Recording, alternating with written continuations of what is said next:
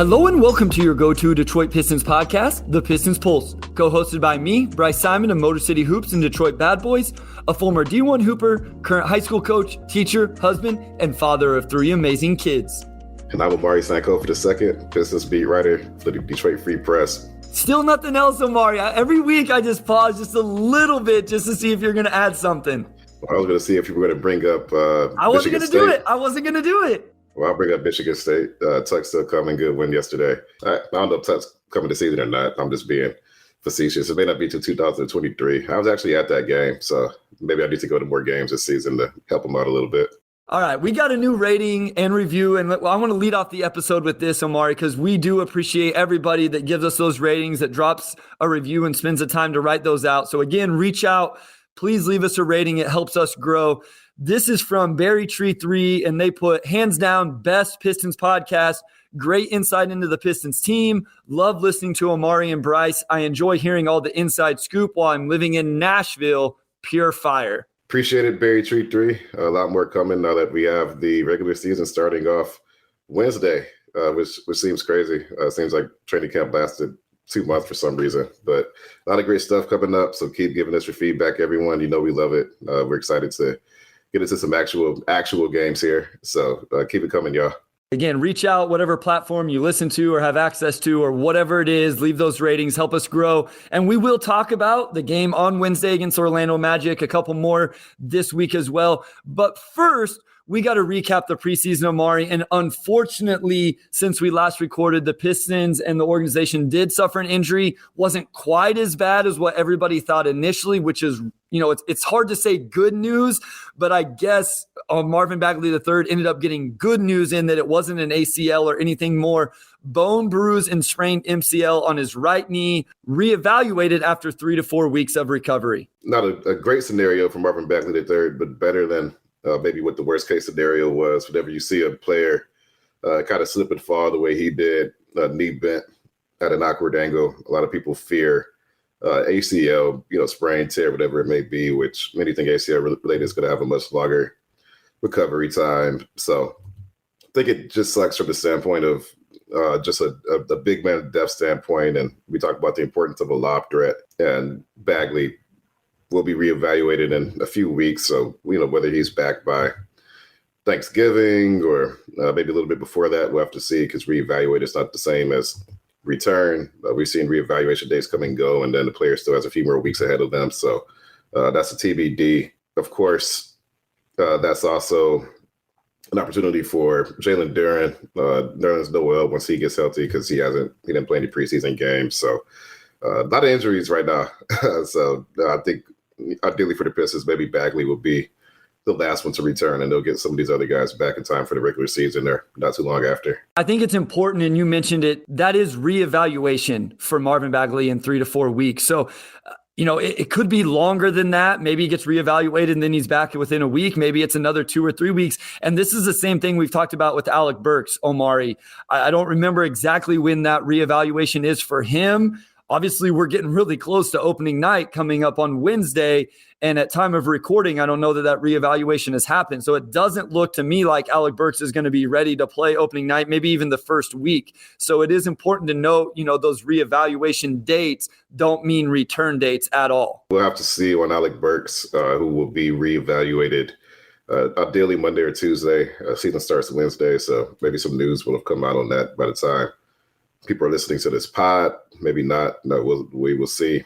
But also tough. And, we'll talk about the season a little bit, but I think just you look at those first 10 games and there are some difficult opponents, and you're going to be without Bagley. You may not have Alec Burks. Just a lot of the depth they had over the offseason has been depleted. So, I think just from a rotation standpoint, that will make certain things tough. Just Marvin Bagley being an offensive spark plug that I think the team really need, and then that backcourt floor spacing you get from Alec Burks. So not ideal, but, again, I think Burks will probably be back before Bagley. So it's just a matter of when.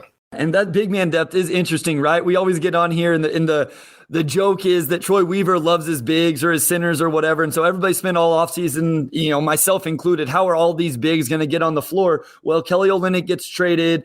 Noel is practicing, but we haven't seen him play. Marvin Bagley, as we've talked about, is out for a while. And now all of a sudden, Braxton Key was playing the 5 in the second unit during preseason games. So, and it is an opportunity for Jalen Duren. So let's start there. We saw him these preseason. I think he did miss one game with a shoulder injury, or I don't know exactly what it was. But what did you think about Jalen Duren's minutes? I know I joked with you on Twitter that he had so many points and rebounds in 21 minutes. I was like, man, maybe your 2020 prediction isn't that far off. Yeah, I mean, he's just naturally, physically gifted, which I think was a big appeal to him, being one of the top lottery talents as far as bigs go in this draft. And I think he's been good just in the sense that he's doing the things he can do, whether it's just cleaning up, missed layups. He's had some putbacks. He had double-digit rebounds in all 3 preseason games he played, which is good to see. There's some stuff he just has to learn. We saw making mistakes. There may be some times he could have been more aggressive getting to the rim, and he settled for short jumpers, or I think he took a hook over Poku last Tuesday. Just small stuff, and I think in the grand scheme, you just want to see him provide that energy, show what he could do on defense. He has some good blocks in preseason, I think. And he's just so young that I think anything you get from him that's productive this season is an overall win. He doesn't turn 19 until November, and we're going to say that, I think, a lot of the next month or so. But for a guy that young, I thought it was a pretty encouraging performance overall. Yeah, I feel like we're going to continue to refer to him as the youngest player in the NBA a lot, just to continue to remind people. Foul trouble was something with Jalen Duren. It really was something with this team in general. It's something they're going to have to get better at defensively. I don't know that we'll talk about it on this episode, the defensive scheme in general. We've talked about it some. We saw a lot of switching in the preseason. We actually saw in the final game, game 4, they did a little bit more drop coverage. Looked like they even tried to ice a couple ball screens.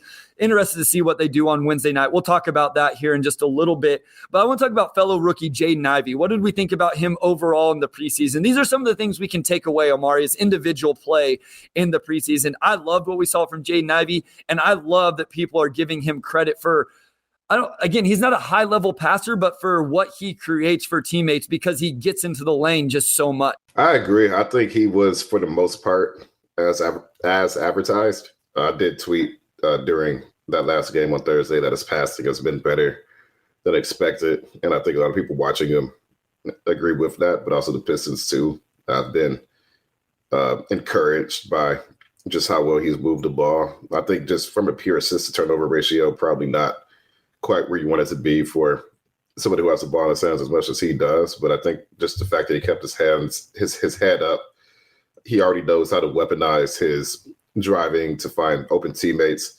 Really, he should have had more assists. The Pistons missed a lot of open threes. So, I think his assist to turnover ratio in preseason is probably a bit misleading because I could think of probably 4 or 5 threes that his teammates should have hit that they just didn't. So, but you should look at overall the way he got to the rim, the way he draws 4 or 5 eyes every single time he drives.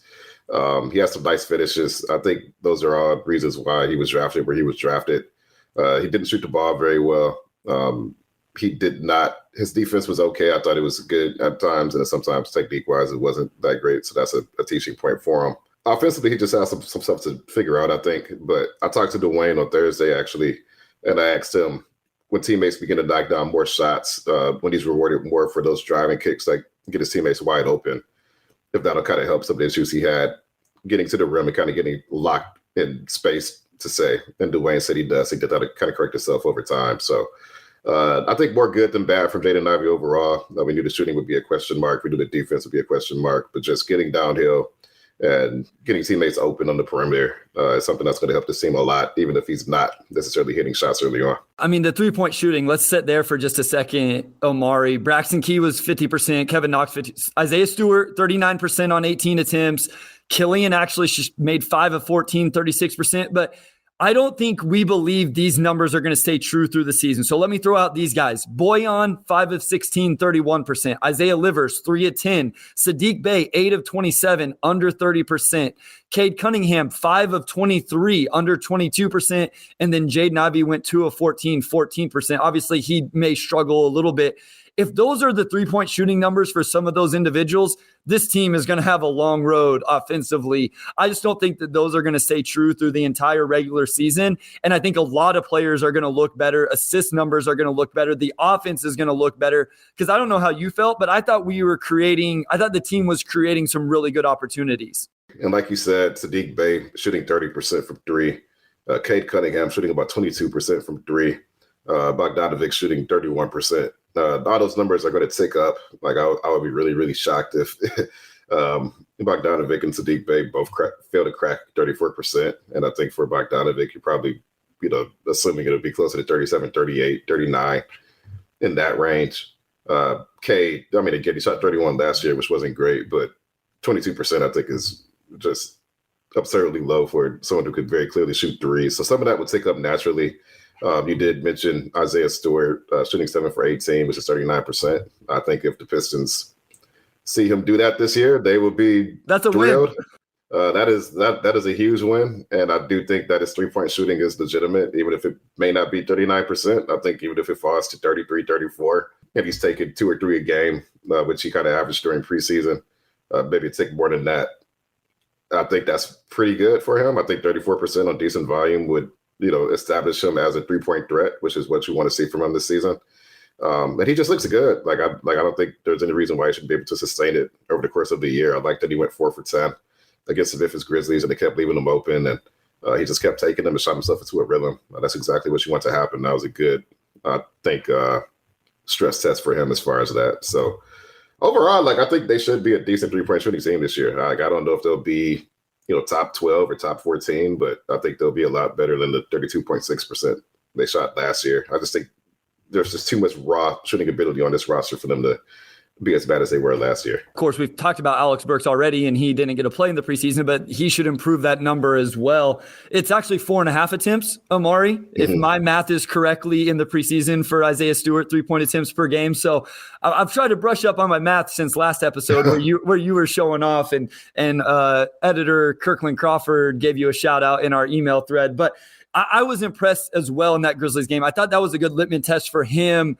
to see, okay, I don't know what he started, 0 of 3, 0 of 4, and one was a pretty bad air ball. And the Grizzlies were legit not guarding him. Steven Adams was just standing in the lane. Brandon Clark was just standing in the lane. And Isaiah Stewart kept shooting. He knocked him down.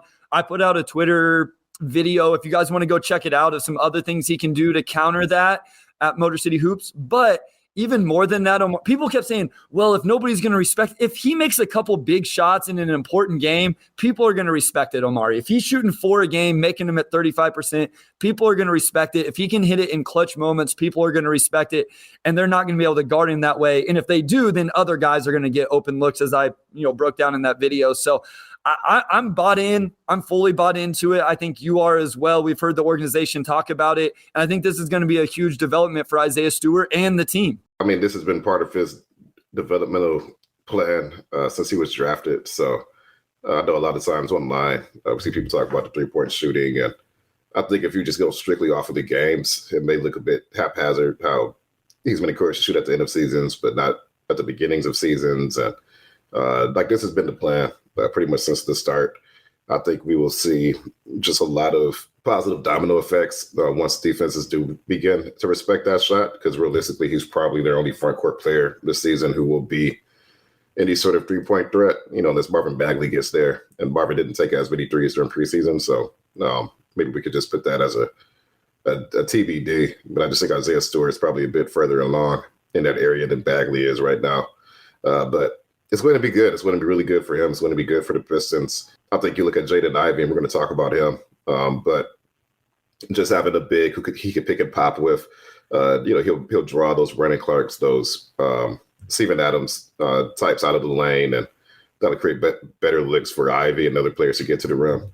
Also, shout out to Sadiq Bey. He took 21 free throws during preseason, and actually that the team, and I think that's a positive development for him too, because we saw last year when he filled in for Jeremy Grant, he was able to replicate some of that rim pressure you get from Grant. Not quite as much, but I thought that kind of made up for some of the inaccuracy he had overall. But yeah, Isaiah Stewart, 3-point shooting, good sign for him, good sign for the Pistons. Long term will make him a much more effective player on offense. Well, and like we said, it allows him to play with another big, which helps with matchups. And we'll talk about that when we talk about playing the Orlando Magic, when we talk about playing the New York Knicks, some of the matchups early in the season for the Pistons and being able to match up with the lineups those teams can put out there, the Orlando Magic, who can go super, super big. But before we get to any of that, I want to talk about Killian Hayes, Omari. I was really encouraged by what we've seen from Killian Hayes. He didn't play in the 4th preseason game. Again, the efficiency was up and down with him. The first couple of games, not very efficient at all, but kind of the same thing as we talked about with Stu, right? With the misses and then he kept shooting. Killian would miss shots. Killian had turnovers, but Killian stayed aggressive. He's getting the shots you want him to take, maybe a few more 3-pointers than what you would want.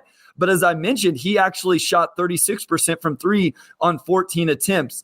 He was actually strangely not very good from the free throw line where he's usually pretty solid. But I really liked what we saw, the mentality from Killian Hayes. I really hope that carries over to the regular season. Like, I thought we saw him be a lot more aggressive overall. We saw him be more willing to take those 3-pointers. I think his jump shot does look better.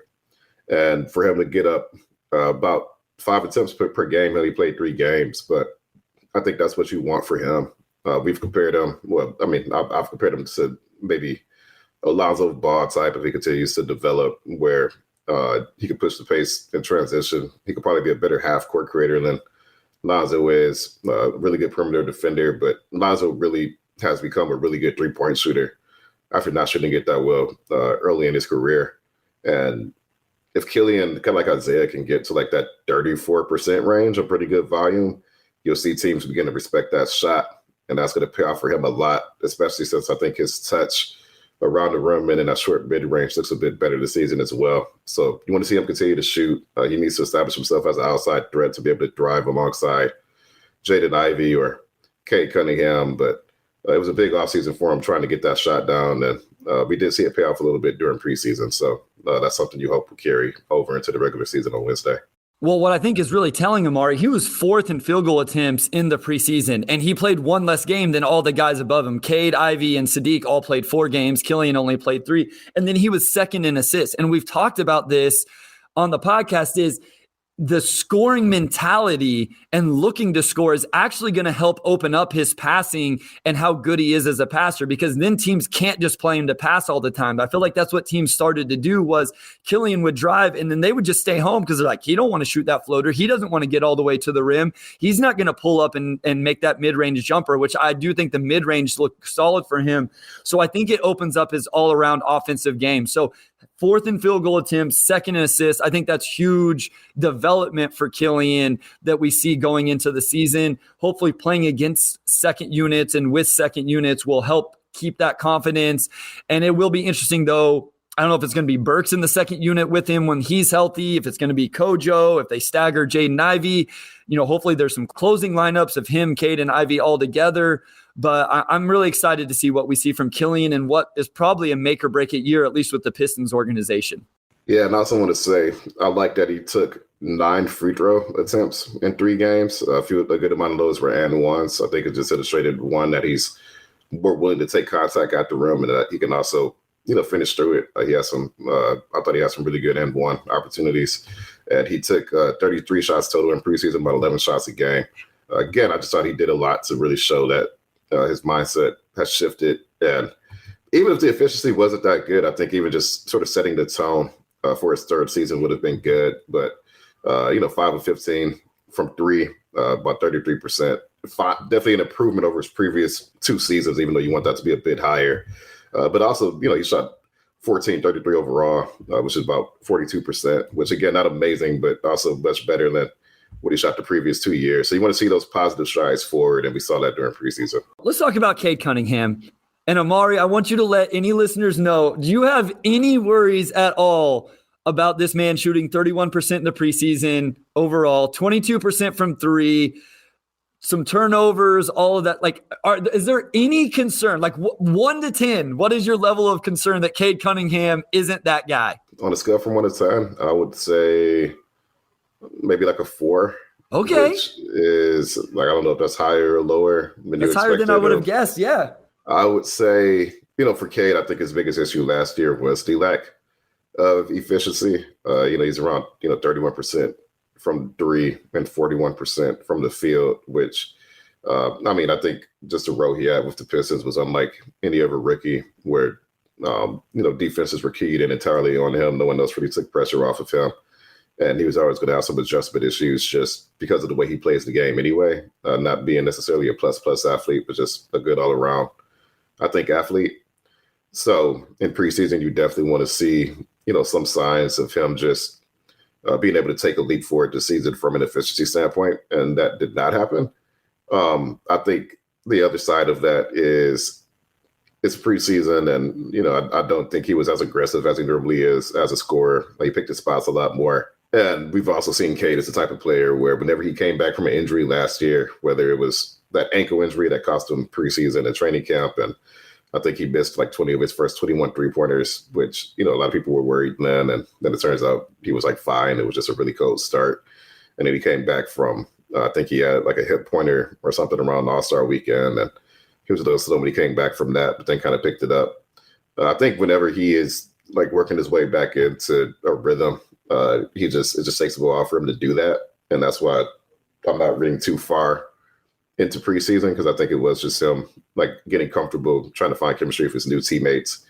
So I'm not worried as a whole, but I think just because he's in a place in his career where he has to show that he is the guy, for him to shoot that poorly, does not do that. So that's why I'm at a 4 right now. And if this continues into the regular season for a few weeks, so maybe that goes up a bit higher. But right now I'm just giving him the benefit of the doubt because I don't think he'll be anywhere close to that 80% this season.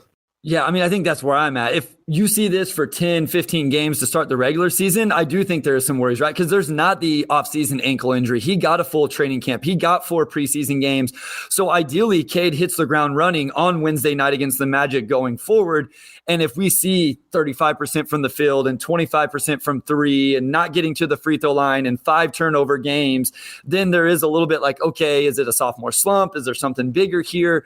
I just don't believe that. Maybe I just believe in Cade so much. And I also thought his approach, Omari, was very just laid back. I'm going to let Jaden Ivey get going. I'm going to let Killian Hayes get going. We saw flashes where he tried to take over.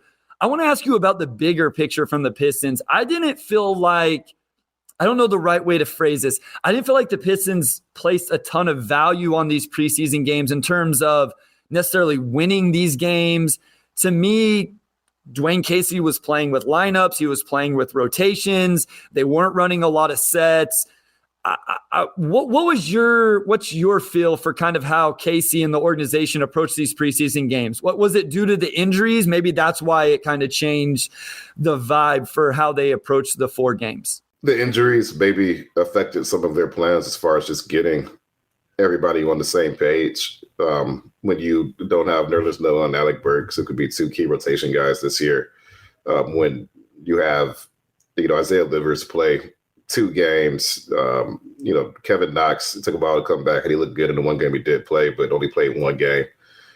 There's just a lot of missing information.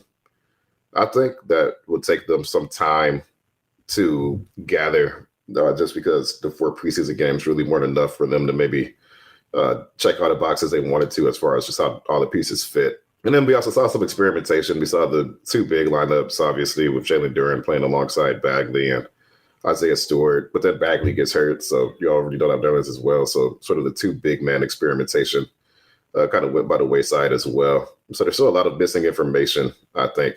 Also, just very quick aside, but I know a lot of people do like daily fantasy sports, and I like to ask the beat writers how many minutes do you think X player will play or this and that.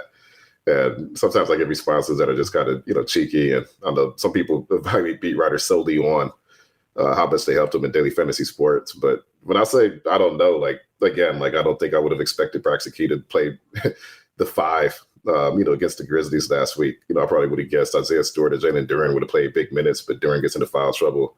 And then instead of just playing Isaiah Stewart 30 minutes in the preseason game, Dwayne said, let's just give Bryce some run there. Stuff like that you can't really predict. So, again, I don't think we'll probably have a good feel for where rotation is until maybe a few weeks into November once the roster gets to full health and some of that evaluation is finally completed. I was fine with the approach they took. I feel like I needed to bring it up because I feel like some of the fan base was like, they should be approaching every single one of these games like it's a regular season game and full scouting reports and a full game plan and, the starting rotation with the normal rotation. And the injuries didn't allow that. Isaiah Livers missed time, Marvin Bagley, Jalen Duren, Killian set out a game.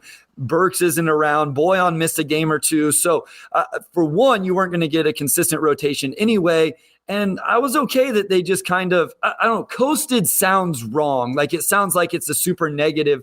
I just think they used them for what they wanted, which maybe wasn't what we all wanted to see. And I think we'll see a completely different approach on Wednesday night. That's all I'm saying. And that's why I wanted to ask you, being around the team a little bit more, if you got a little bit of a vibe of kind of just how they were approaching those 4 games and what they were trying to get out of them. Yeah, I think just a lot of experimentation, a lot of allowing players to kind of work some rust off. But yeah, mostly when you have a team that on paper is supposed to have the best stuff the same time in a few seasons, and a lot of those players end up missing games, it kind of gives you an incomplete picture. So I think early on we saw, especially them going pretty hard on like the 2 big lineups because they do want to be able to play Isaiah Stewart and Marvin Bagley next to maybe more traditional athletic rim protector types, which makes sense long term, especially for Isaiah Stewart. But I think, the flip side of that is a lot of players couldn't play. So there's a lot of, aspects of the picture that's incomplete. Like toward the end of that Grizzlies game, we saw like Braxton Key, some of the G League guys could extended run. We're not going to see that during the regular season. So to a certain extent, there's still a lot that needs to be figured out. And Wednesday night, hopefully we start to get some of those answers. So when we come back from this short break, we will talk about opening night against the Orlando Magic.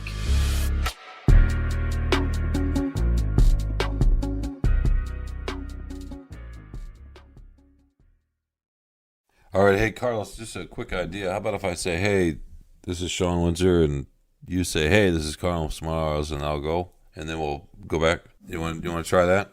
Yeah, that sounds good. Okay, you ready? Yep. Hey, this is Sean Windsor. And this is Carlos Benares. And we are the team behind Free Press Sports with Carlos and Sean, where we are going to talk about, you guessed it, sports, but lots of other stuff. Like what, Carlos? Oh, we're going to talk about your favorite subject, Sean, food. Probably more food.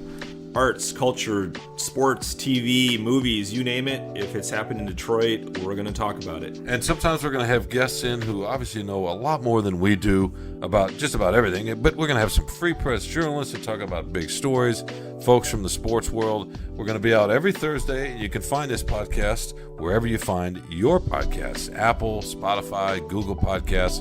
We hope you'll join us.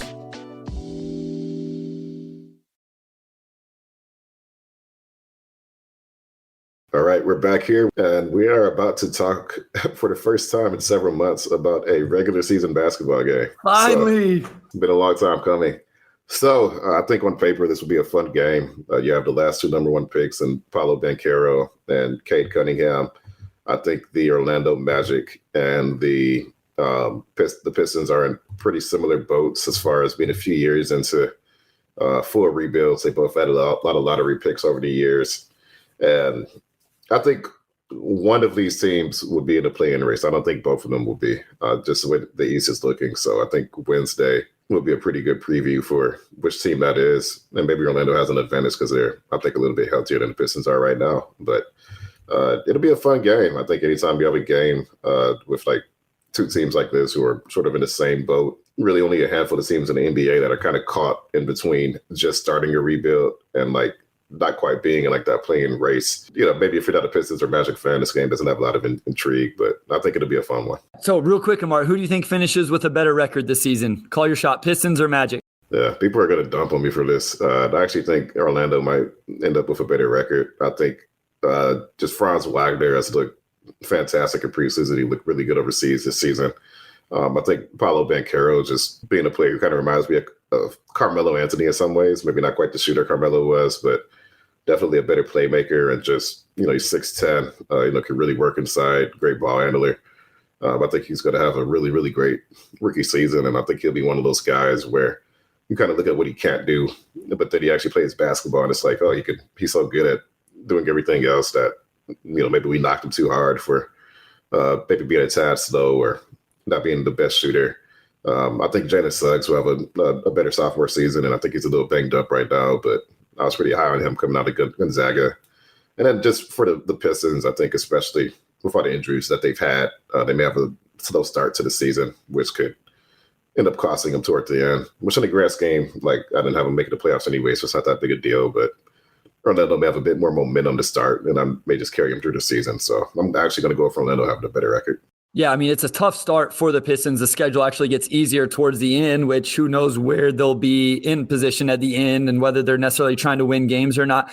This is going to be an interesting matchup. It'll be interesting who the Magic start. Omari, I was actually looking before we recorded their final preseason game. They started, I believe it was Cole Anthony, and then they went Wagner at the 2, Banchero at the 3, and then Mo Bamba and Wendell Carter Jr. in the front court. So they went super big. I don't know if they'll do that on Wednesday or not. And even if they do, the Pistons can't really match up with that. But do you think this is a game where I know they can't start Marvin Bagley III? Do you think we see the starting lineup we would normally see from Dwayne Casey of Cade, Ivy, Bay, Boyan, and Stu? Or do you think he goes, I don't know, Stu and Duren? I don't know if Noel's going to be ready for Wednesday. Does he try to go big to match up with that front court of Banchero and Wendell Carter Jr.? I think if I had to guess now, I would say that first starting lineup you mentioned, Sadiq Boyan, Isaiah Stewart in the front court, and then Cade and Ivy in the back court will probably be what we see. I think just the foul trouble that Jalen Duren's had, if I'm coach, I'm probably not going to start him. I'm going to bring him off the bench and let him get some working against the second unit to start. Like you said, we don't know if Nerlens will be available for that game, so that'll, I think, dictate a lot of it. And obviously they want out Marvin Bagley. So, yeah, I think they just go with those 5 to start. Maybe Sadiq, you can match him up next to Franz a little bit. And neither of those guys are the quickest, so maybe that's a matchup that will be good for Sadiq defensively. And that's where I'm at right now. No, if Nerlens is healthy or maybe throughout the week, some things will change, and answer will change. But right now, I think you just start Sadiq, Boyan, and Isaiah Stewart in that front court. Yeah, I mean, I think that Bay-Wagner matchup is going to be really interesting. Wagner, like you mentioned, had a really good offseason. People really, really high on him right now. And obviously, a big season for Sadiq Bey as well to see if he can take another jump. Who do you think wins that matchup on Wednesday? I'm really interested to see Sadiq Bey. I've been a little bit critical of his defense on the perimeter, and I'm really interested to see how well he does guarding Wagner. I would also be really intrigued to see him match up with Paolo Banchero. I've made the argument I think Sadiq Bey's best position is actually at the 4, and I think someone like Paolo is a really good matchup for him. So this will be a really good game to kind of judge Sadiq Bey's defense going against Wagner, possibly Paolo Banchero as well. I agree. I think defensively, you could probably put Sadiq on either of those guys and feel okay about it. And I think maybe defensively, those are the types of players that long-term he will be better against because he's not the quickest on the perimeter. And we saw it last season as well, but defensively, he may be a little bit more of a 4 where you want to play on the side a little bit more. But you could also put Isaiah Stewart, I think, on Banchero, and I probably feel pretty good about it as well. And I would actually love to see that matchup for Isaiah Stewart because if you could put him on those big blind handlers like that and he can hold his own, then that solves a lot of problems for you down the road. And we talk about, him switching and whatnot, but also just being able to, defend those big ball handling fours, I think will be a really good litmus test for him as well. I'm excited to see that from Stu. I think that would be a really good matchup for him on Banchero. I think where the Pistons really have to win this game, Omari, is in the backcourt. Cade Cunningham and Jaden Ivey have to outplay Cole Anthony and Terrence Ross. Right now for the Magic, I believe Markelle Fultz is still out. Gary Harris had a knee injury in the offseason, so he's not playing. I think this is a place where the Pistons could have an advantage. We talked about Cade Cunningham's slow preseason. We talked about some of the stuff with Jaden Ivey.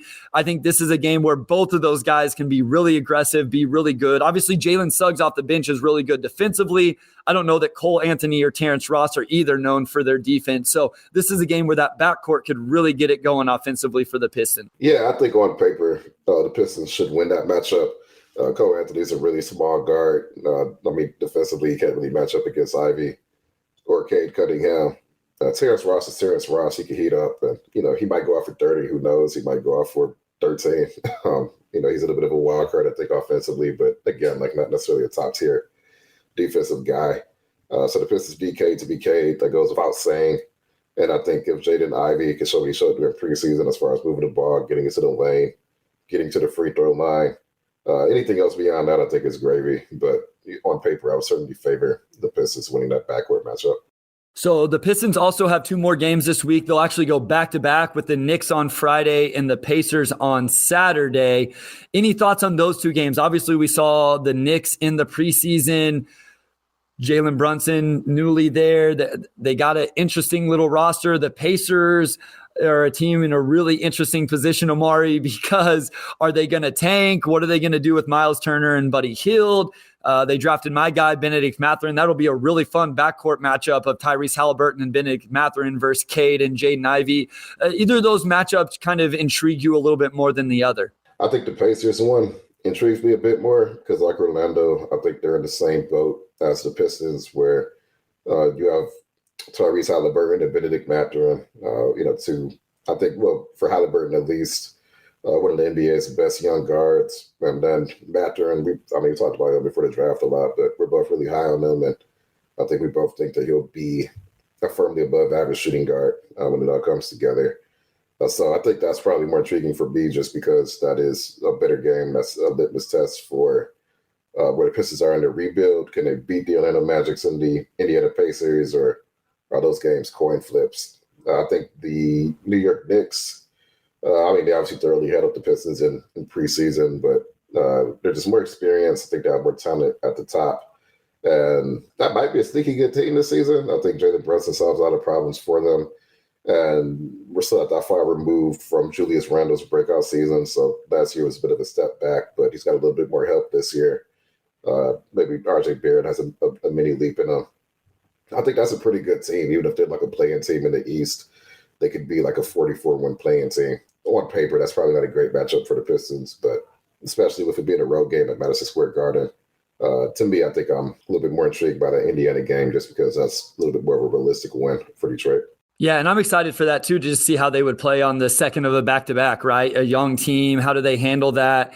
Playing, at Madison Square Garden and then playing the Pacers the next night in a game that, again, that hopefully they can get a win and it is a litmus test for where they're at compared against some of these other rebuilding teams. I know the Pacers are in a little bit different position because they're still in limbo, have a couple players that, are probably going to get moved. So before we record next week, we will finally get some games, right? So next Tuesday, we're going to get a breakdown, actual meaningful regular season basketball. So I'm going to put you on the spot with a few things, Omari, and I'll answer this as well. When we record the episode next week, when we drop this next Tuesday, what are the Detroit Pistons record going to be? They will play those 3 games. Their game after that is on Tuesday, so they'll play that after we drop the episode. So those 3 games, Magic, Knicks, Pacers. I think they'll be 1-2. I think they'll beat the Magic or the Pacers, not both, and then they will probably lose against the Knicks. So 1-2 feels safe to me, but maybe best case scenario, you get 2 of those games. But I'm sticking with 1-2. Yeah, I think I'm with you. I think they're going to be 1-2 as well. The same situation. The Knicks, I assume, will come out. They're playing for a lot this year. They have some expectations, and you assume they'll be ready to go here to start the season. So I'm going to go 1-2 as well. They get the Magic or the Pacers. I want to go through just some of the statistical stuff. So who's leading this team in points next Tuesday when we record? Who's dropped the most points through 3 games? Cade Cunningham. Yeah, Okay. He's going to take the most shots, and he's probably the best pure scorer on the roster right now. So that feels like a pretty safe bet.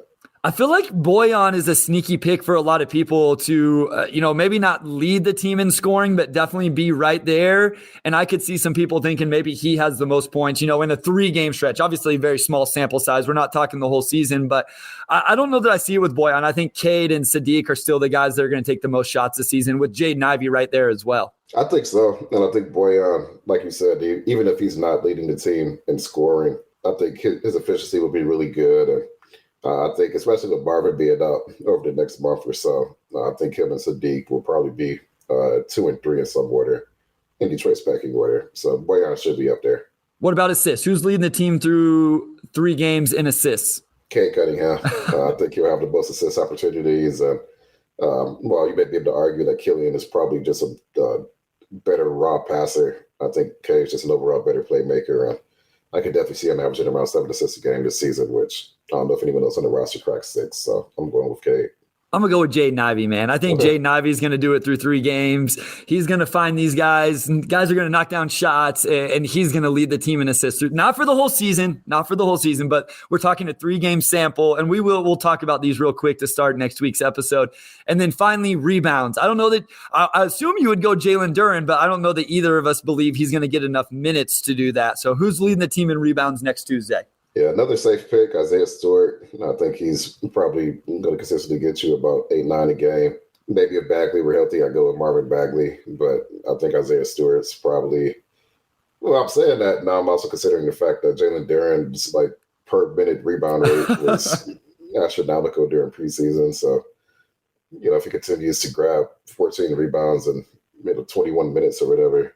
Okay, I take that back. I'm going to go with Jalen Duren. I'll talk myself for the Jalen Duren. All right, I like it. I'll go with Isaiah Stewart then to give Beef Stew some love. So, all right, we'll revisit those next weeks again. I'm excited. We finally get to talk these regular season games. But first, to finish off this episode, we're going to give some in-season superlatives. We're going to bring Wes on. He's going to give these to me and Omari, and we're going to give the best answers we have.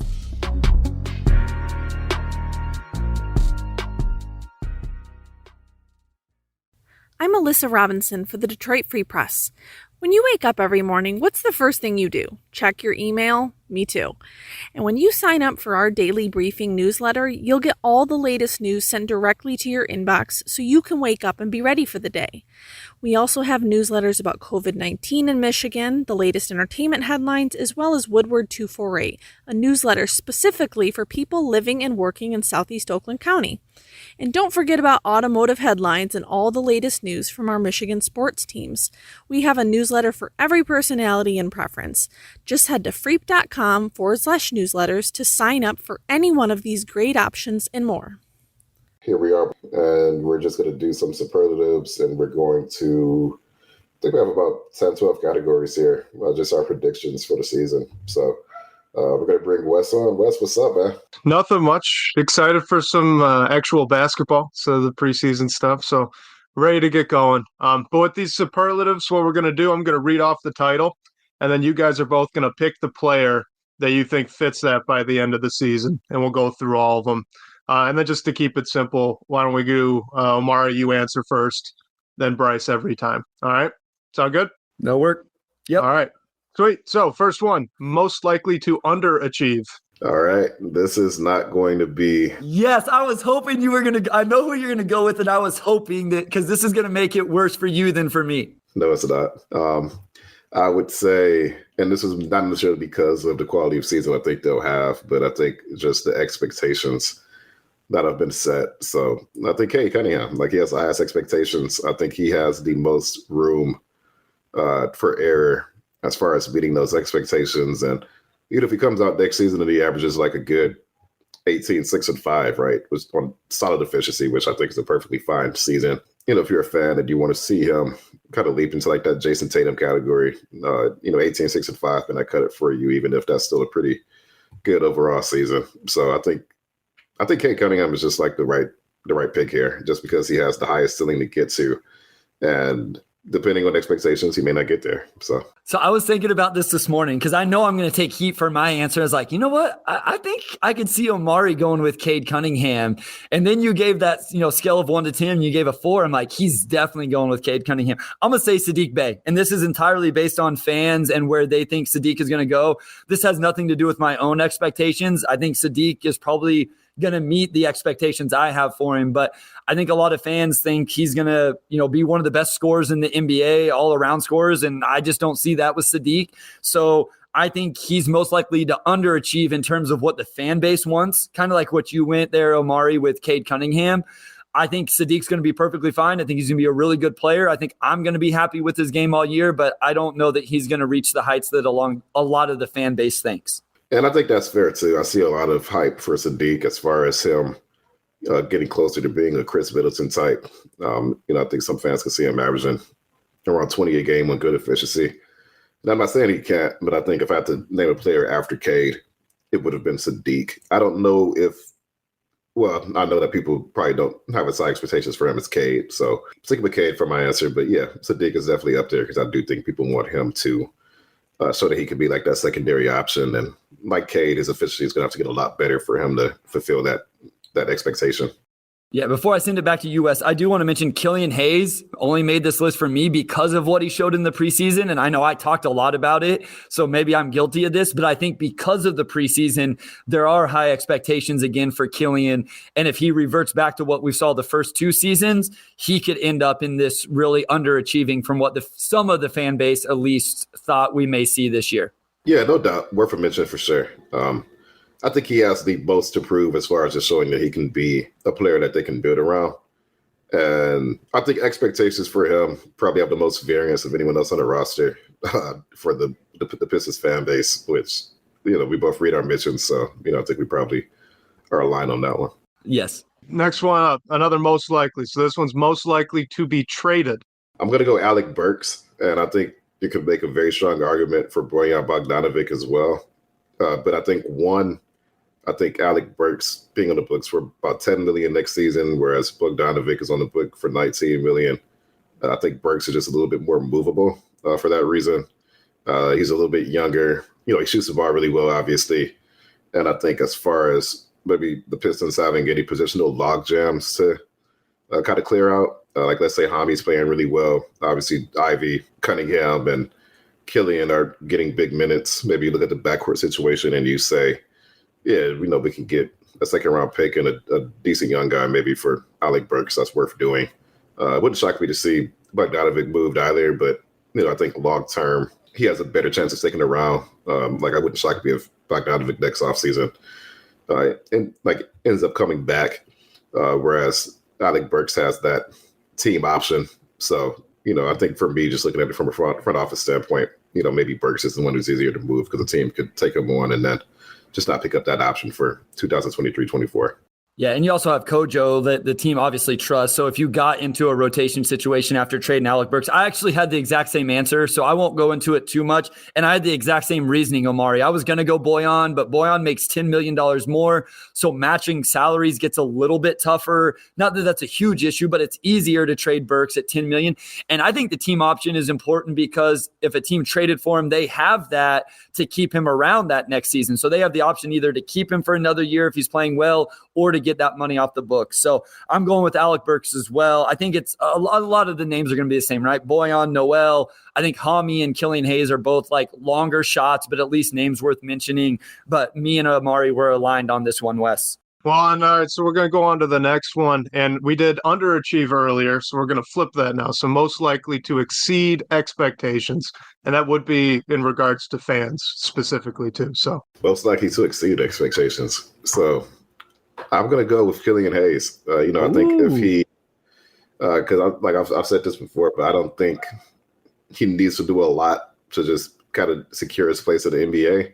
And if he did what he did during preseason, let's say he shoots a touch better from 3, right? So he's around 34%, which I think is realistic. He's getting to the lane, he's getting to the line. Defense is still good. Passing is still good. I mean, at that point, is there a significant difference between him and a player like a Derek White, who, again, is not like the most amazing scorer, but, passes well, defends well.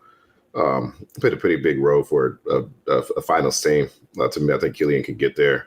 And I think him getting there and proving that he's a player that the Pistons should keep around long term would certainly prove a lot of people in the fan base wrong. So I just think what Killian has to do to exceed expectations probably isn't as high as a bar as somebody like Cade Cunningham or Sadiq Bey or even Isaiah Stewart. So just based on what we've seen from Killian, I think it's him. I think the guy that I've forgotten about and the fan base has forgotten about, and we've gotten cooked a little bit for not talking about him more. So I'm going to say Hamidou Diallo. I think expectations are really low going into the season. We've built up Isaiah Livers, and I really love Isaiah Livers. I'm not backtracking on anything we've said. I've just always said I don't know where the rotation minutes come from, but Hamidou Diallo did have some really good minutes last year. So I think if there's a guy who maybe ends up playing more minutes and providing more value than what I'm predicting right now, and I think a lot of the fan base, it's Hamidou Diallo. The another guy that I just want to mention is probably Nerlens Noel, and maybe this is a little more based just on me. I don't love Nerlens Noel. It kind of depends on the defensive scheme, but I think there's a real world where he exceeds my expectations in terms of how many minutes he plays and how much production he has for this team. And I can see that as well. again, especially with Bagley being out, he's a player who come in and really play a pretty important role for this team. You have a guy in Jalen Duren who may struggle with foul trouble. So I think there's probably 7 guys on this roster you could make pretty good arguments for. I also thought about Isaiah Livers, just in the sense that he was a second-round pick, and maybe he can't exceed expectations because, we're in Michigan, and a lot of people watch him in college, so maybe he gets more of a boost from that. But I think you have a guy that goes in the middle of the second round, and if he comes out next season and becomes like a really good rotation guy, which I think we all agree he has a good chance at doing, that you'll sort of exceed expectations by default for a second-round pick. So, I'll throw out Isaiah Livers as well. He will probably be my second pick after Killian Hayes. I'll just say, Wes, it was hard for this one because before the season, expectations are so high for everybody. It's like, who's going to exceed, because the fan base wants to be so positive. It's a little easier after preseason where some of the negativity has already shown up. I'm glad we did this after the 4 preseason games and not before them. Well, and since we were talking about Hami too, he would have won this next one last year. It's the first in the Doghouse Award. Most likely to, or first to be in the doghouse. First to be in the doghouse. Yeah, well, this is going to be a dose of cold water after Bryce picked him for the last question, but I'm going to go with Hami just because of the backcourt situation and also sort of with that quad thing he's dealing with. He didn't get to play during preseason and hasn't really done a whole lot in camp either. So it may take some time for him to kind of get into a rhythm once he does get to 100%. One thing that'll help him, Alec Burks may not, make his debut on Wednesday. So if Hami's good to go, maybe he'll have an opportunity to kind of carve out a role early. But I just think long term, he's going to have to do a lot to secure consistent minutes on this team. With Ivy kind of doing some of the same things he gives you on offense, with the addition of also, I think, being a really good passer, and being able to create that pressure at the rim. So it's going to be a little bit more of an uphill climb for Hami for sure. I'm going to go with Jaden Ivey. And I don't think he's going to last very long in the doghouse, but I think there's going to be a night early in the season where he either plays a little too fast and out of control, or defensively he's just messing stuff up or not making rotations or whatever it is. And I think, it may just be for a second half. Maybe he doesn't start and play him in the second half. Or maybe it's for a quarter, or maybe he doesn't start in the next game. I don't think it's going to be like 5 games we don't see Jaden Ivey, but I think early in Jaden Ivey's career, I could see Dwayne Casey sending a message and, he could get in the doghouse for a very, very, very short amount of time. And I know the fan base won't like it, but it may be best for Jaden Ivey long term. So I'm going to go with Jaden Ivey. I like it. Because it's different. And it's bold. I wasn't bold last week. I had to come back with some boldness this week, Omari. Yeah, it is bold. Well, Wes was so bold that I thought we were like a reasonable amount of bold, and Wes just took it to a completely different level of boldness. I think Jaden's gonna have some nights where he struggles, obviously, and I won't say doghouse necessarily, but there may be some nights when you look at the box score and he only played 14 minutes, and it's like, what happened? Oh, yeah, 4 fouls and missed 5, 3-pointers or whatever, and it just made more sense to go with Killian and Cade. So I could see the logic there for sure. Next one. So this is public enemy number 1. This would be someone that the other team's coming in to Detroit, and they're just like, oh, we got to play this guy. So who's that? Public enemy number 1. I'm going to go with Blake Griffin. No. On the Pistons. Other way. The Pistons. Okay. Yeah. Okay. Who's that guy for the Pistons? Okay, yeah, because I was thinking Boston, and then Blake comes in like, he's going to get shot with boost. Oh, yeah. That's a good answer for that way. Yeah. Okay, yeah, I heard it backwards. Oh, public enemy. Okay, I'm going to go with Killian Hayes, because he definitely has, I think he's pretty divisive, and a lot of people are like, he was the 7th overall pick. So, if he doesn't become Jason Kidd, that pick was a complete flop, which I think if you look at the history of that 7th pick, a lot of times it just ends up becoming a pretty good role player, which I think Killian will end up becoming. But I can see that being the case for him for sure. I could just see him not ever quite doing enough to satisfy what some people want. And we've already kind of seen that over the first 2 years even. So I think he's probably the best pick there. Yeah, I'm going to say Corey Joseph. If we're talking about who the fan base isn't going to like, who is going to be public enemy number 1 anytime he gets minutes, it's going to be Corey Joseph, man. I just don't – you had this debate the other day on Twitter, Omari. You kind of had to defend Corey against Kemba Walker. So if we're looking at who other fan bases aren't going to like and is going to be public enemy number one there, it's definitely Isaiah Stewart. Like, I feel like he always has this rep. And what I love, it's going to be amplified even more because he's knocking down 3-point shots on top of being the tough guy. So I absolutely love it. And he's going to be that guy for his entire career. It could also just be, Cade Cunningham if he really does become a killer. And that's true. And other teams are like, oh, crap. Like, Pistons are down 5. Okay, it's going to come in and hit a 3 and get an and 1 bucket and kind of crush our dreams a little bit. But with good young players, I think it's tough because a lot of those players tend to have a lot of fans around the league too. So curious to see which way he swings. But yeah, Isaiah Stewart, I think the LeBron James thing last year kind of put him on the radar in that way. Like, even now when you search his photo, you still, I think one of the first Google images is like, him after he was in the fray last year. So I'd agree with that one as well. Speaking of that big fight that broke out last year, we're going to do Mike Tyson of the year. So that's the first little scuffle that pops up. Who's involved in it? Who was first? On the Pistons, obviously. Yeah, Isaiah Stewart, he's the only pick here. He's the one who is, I think, on the floor probably has the most fiery personality. He's already shown that he's not afraid to get mixed up with opposing players, whether it's LeBron or he even kind of got into it with Blake Griffin a little bit when the Brooklyn Nets came to the LCA last year. If Bryce wants to go a different direction, I'm curious to see who he picks, but I think that is the easy choice here. I went with Hamidou Diallo. Like, because of some of the stuff we talked about, if he's not in the rotation and then gets some minutes, and I could just see him being on edge just a little bit throughout the season.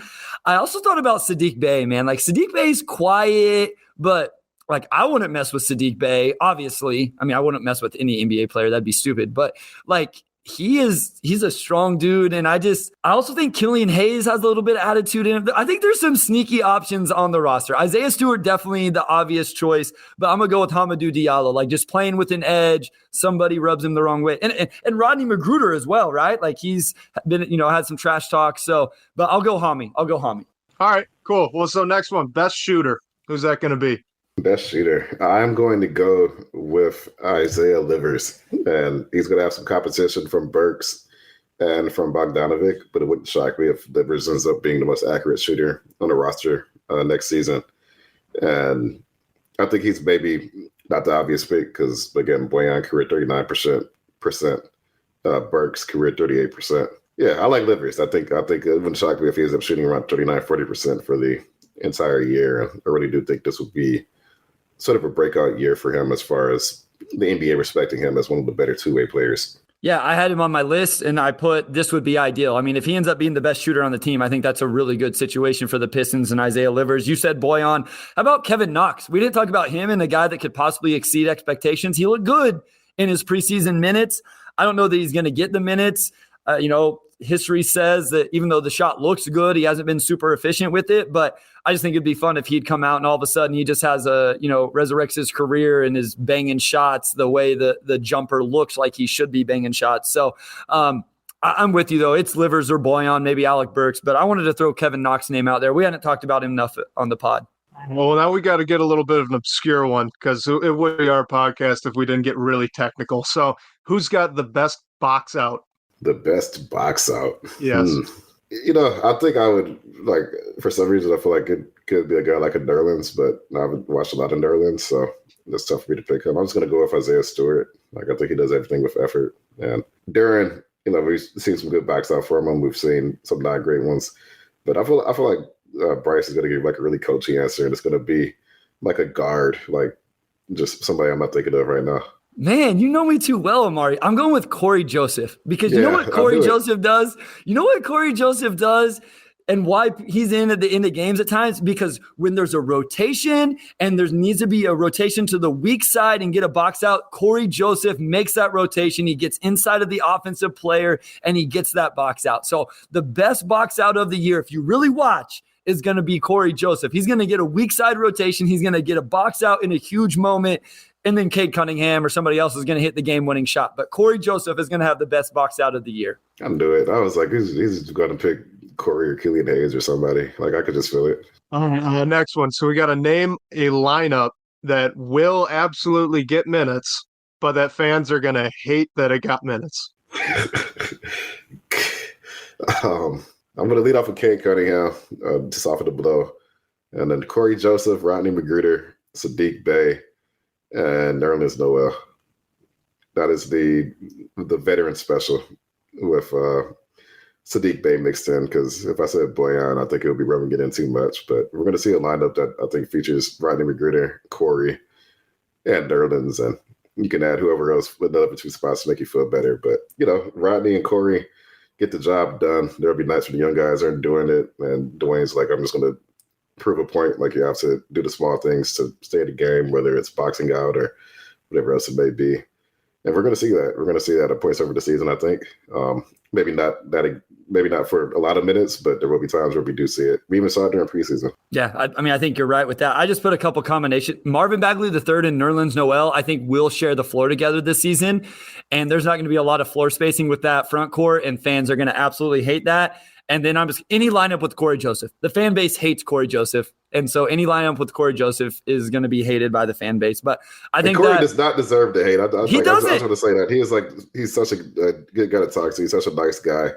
You kind of touched on it earlier, but I really didn't understand why the Pistons picking Corey over Kemba. It's like they're not really picking anything. They acquired Kemba because they had to get Duren. So the point of that trade wasn't even necessarily to get Kemba. But Corey shot really well. He plays with a lot of effort. He's a great mentor. I think people kind of misplace their anger sometimes. Like, if you think a rotation should be different, that's not a Corey problem. That's a Dwayne problem. But I digress. I interrupted you. Go ahead.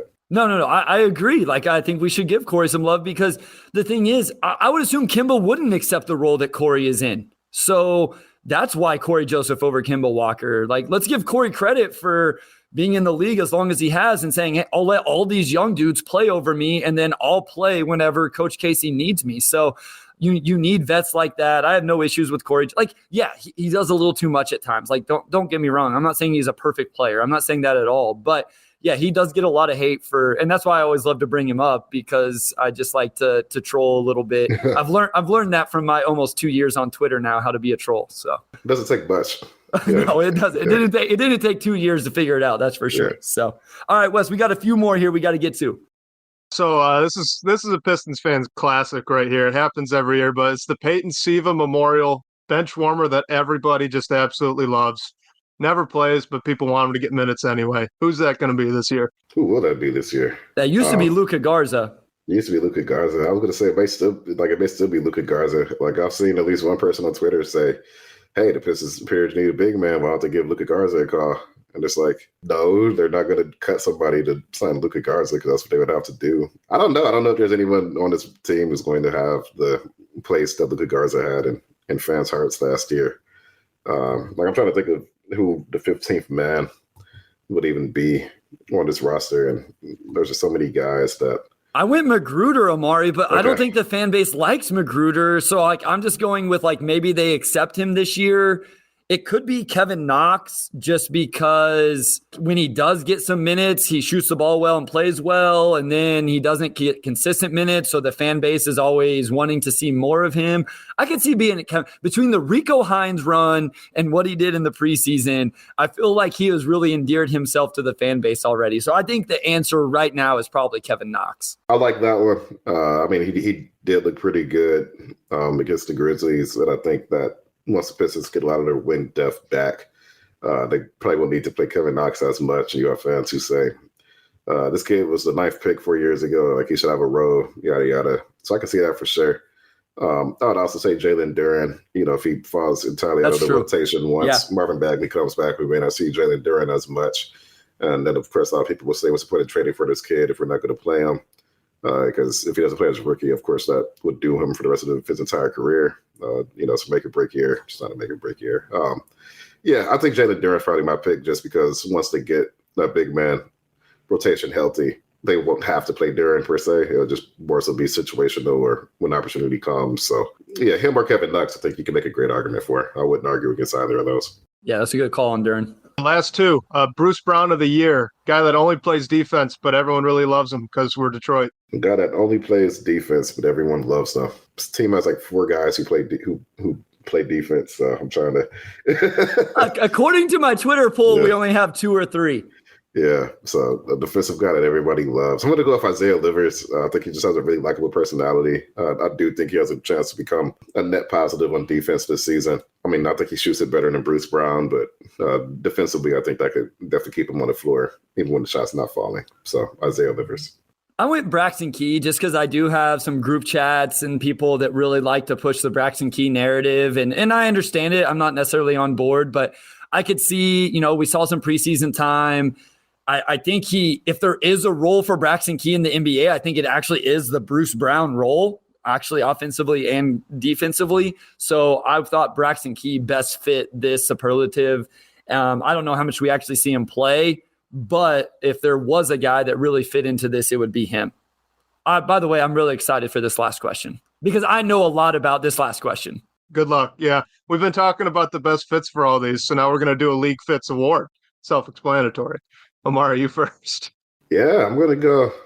There's a few guys I could go with. I'm going to go Isaiah Stewart. I think he, of all the guys on the team, I think he takes fashion pretty seriously. And I could give Killian Hayes. Can I pick two? I think I'll go Isaiah Stewart and Killian Hayes. I think they're two of the more fashion-forward players on the roster.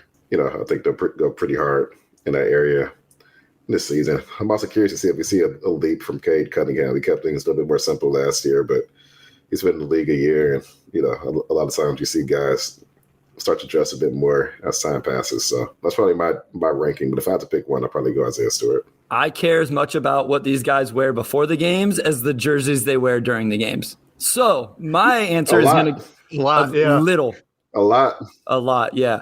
My answer is going to go to, I know James Edwards III thinks he has the best fit. I know we got Mike Curtis on the beat.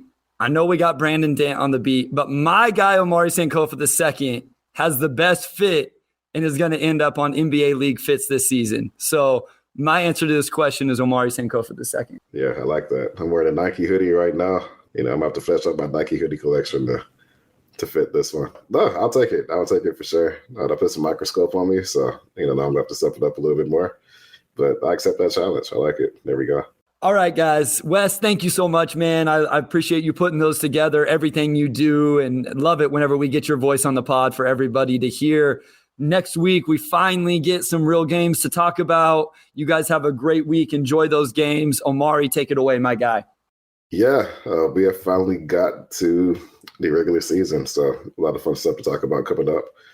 Thanks for sticking with us through off-season and training camp. We have some fun ideas, and now we can get back to the bread and butter of talking actual hoops. So shout out to our editor, Kerry Jr. II, our executive producer, Anjanette Delgado, and our executive producer, Kirkland Crawford. Also shout out to Wes, who did not answer these questions he came up with, which we're grateful for. So he got to have his cake and eat it too by not being dunked on Twitter for saying things that are never controversial. So great episode for Wes. I will talk to you all next week.